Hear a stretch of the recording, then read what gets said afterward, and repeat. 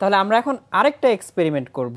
ওকে, তবে এটা অবশ্য একটু আলাদা, কেমিস্ট্রি। এটা ফুড সায়েন্স। ইন্টারেস্টিং। তাহলে এইখানে ছোট্ট একটা কৌটায় আমরা কিছু পাউডার দেখতে পাচ্ছি। আচ্ছা, তুমি কি গেস করতে পারবে এই পাউডারটা কি? এটা বেকিং সোডা? না, এটা বেকিং সোডা না। ক্রিম অফ এটা আসলে হচ্ছে অ্যারোরুট পাউডার। সো এই অ্যারোরুট পাউডারটা আসলে এক ধরনের শর্করা। সো আমি এর মধ্যে যখন পানি দিয়ে দিব, আমরা হচ্ছে একটা সলিউশন তৈরি করলাম। আচ্ছা, সো কার্বোহাইড্রেটের একটা সলিউশন তৈরি হলো। সো এটা যে আসলে কার্বোহাইড্রেট সলিউশন, এটা টেস্ট করার খুব সুন্দর একটা উপায় আছে। সেটা হচ্ছে আমরা যদি এর মধ্যে একটু আয়োডিন সলিউশন দিয়ে দেই, তাহলে শর্করা টেস্ট করা যাবে। আচ্ছা, তাহলে দেখো আমি খুব ভালো করে ঝাঁকিয়ে নিলাম যে সলিউশনটা তৈরি হচ্ছে। কোন রেজাল্টটা পেলে আমরা বুঝবো এখানে কার্বন ডাই অক্সাইড আছে? এমনিতে আয়োডিনের কালারটা দেখো কেমন, খয়েরি কালার না? ব্লাড রেড খয়েরি টাইপের, খুব গাঢ় একটা খয়েরি কালার। সো এইটা থেকে একটুখানি আয়োডিন নিয়ে আমরা হচ্ছে এর ভিতরে দিব। এখনো তুমি কালারটা দেখতে পাচ্ছ? তাহলে এই দেখো, 1 ফোঁটা দিলাম, 2 ফোঁটা দিলাম, 3 ফোঁটা দিলাম। এখন দিয়ে আমি হাতে ধরে রাখতে রাখতে কালারটা কিন্তু ধীরে ধীরে চেঞ্জ হয়ে যাচ্ছে, তাই না? এখন কিন্তু আর খয়েরি কালার নেই। আমি অল্প অল্প করে দিচ্ছি এই কারণে যাতে কালার চেঞ্জটা খুব ভালো করে বোঝা যায়। তাহলে এখন কালারটা চেঞ্জ হয়ে আস্তে আস্তে অন্য কালারে পরিণত হচ্ছে।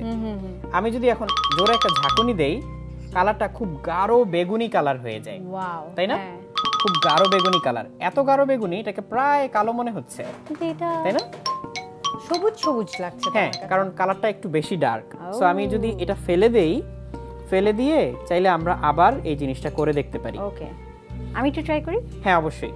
তুমি এটা নাও, এর ভিতরে অল্প একটু অ্যারোরুট নাও, খুবই অল্প একটু।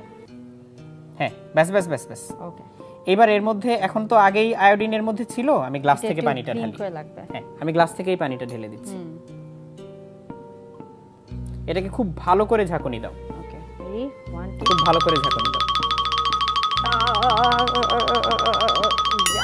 এখন হচ্ছে এর মধ্যে শর্করার দ্রবণ আছে, আমি একটু আয়োডিন দিয়ে দিলাম। এবার খুব ভালো করে ঝাঁকুনি দাও।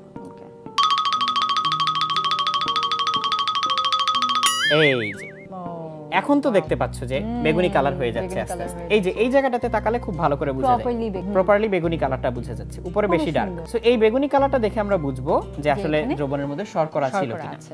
তো অনেক সময় আমরা যে কাগজ তৈরি করি, কাগজে অনেক সময় মাড় দেওয়া হয়, সেটাও কিন্তু এক ধরনের শর্করা, স্টার্চ যেহেতু।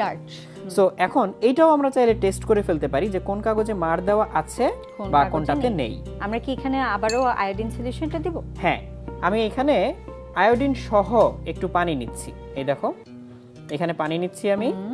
এই পানির মধ্যে একটু আয়োডিন নিয়ে নিব আমি, অল্প একটু। হ্যাঁ, তাহলে এই যে আয়োডিন দিয়ে দিলাম পানির মধ্যে, নাড়াবো। হ্যাঁ, তাহলে এখন এটা আয়োডিনের একটা সলিউশন তৈরি হলো, তাই না? সো এই আয়োডিন সলিউশনটা আমরা যদি কাগজের গায়ে লাগাই, তাহলে দেখা যাক কি হয়। ওকে, ড্রপারটা নিচ্ছি। হ্যাঁ, ড্রপার দিয়ে এই কাগজের গায়ে একটু দিয়ে দিচ্ছি। সবুজ হয়ে যাচ্ছে। তুমি দেখো এই কাগজের কালার চেঞ্জ হচ্ছে কিনা। ও, ব্লু। দেখো, আমি একটু দেখাই। এই যে খয়েরি রঙের যে ফোঁটাটা, এই ফোঁটাটা পড়ার পর কাগজটা কেমন কালার হয়ে যাচ্ছে, নীল কালার হয়ে যাচ্ছে। স্টার্চ আছে। হ্যাঁ, তার মানে এই কাগজটাতে মাড় দেওয়া বা এই কাগজটাতে স্টার্চ আছে। এটা দিয়ে কত ইন্টারেস্টিং কতগুলো প্যাটার্ন তৈরি করতে পারি না? আর্টস এন্ড ক্রাফটসও কিন্তু করা যাবে এটা দিয়ে। তুমি এই কাগজগুলো একটু ট্রাই করে দেখো যে এখানে আছে কিনা।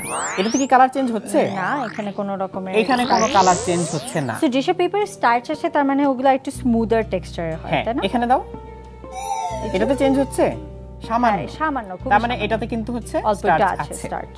এই হলুদটাতে দেখি তো একটু নেই আমাদের সলিউশনটা। এখান থেকে নাও, একদম গাঢ়। আচ্ছা, হ্যাঁ, নিতে পারো, সমস্যা নেই। আচ্ছা, এখানেও কিন্তু কালার চেঞ্জ হচ্ছে না, তার মানে এখানে স্টার্চ নেই। সবচেয়ে বেশি হচ্ছে আমাদের এই কাগজটাতে ছিল, এটাতে দেওয়ার সাথে সাথে কি হয়ে যাচ্ছে, নীল কালারটা হয়ে যাচ্ছে বা বেগুনি কালারটা হয়ে যাচ্ছে। খুবই সুন্দর লাগলো এটা। আর আমি কিন্তু জানতাম না আগে যে এরকম কাগজের মধ্যে এইভাবে স্টার্চ দেওয়া হয়। খুবই ইন্টারেস্টিং একটা তথ্য কিন্তু আজকে আমি এবং আমাদের ছোট বন্ধুরাও জেনে গেল। তবে ভাইয়া, আজকে অনেকগুলো মজার এক্সপেরিমেন্ট দেখলাম। তোমাকে অসংখ্য ধন্যবাদ আমাদেরকে এত সময় নিয়ে এই এক্সপেরিমেন্টগুলো দেখানোর জন্য।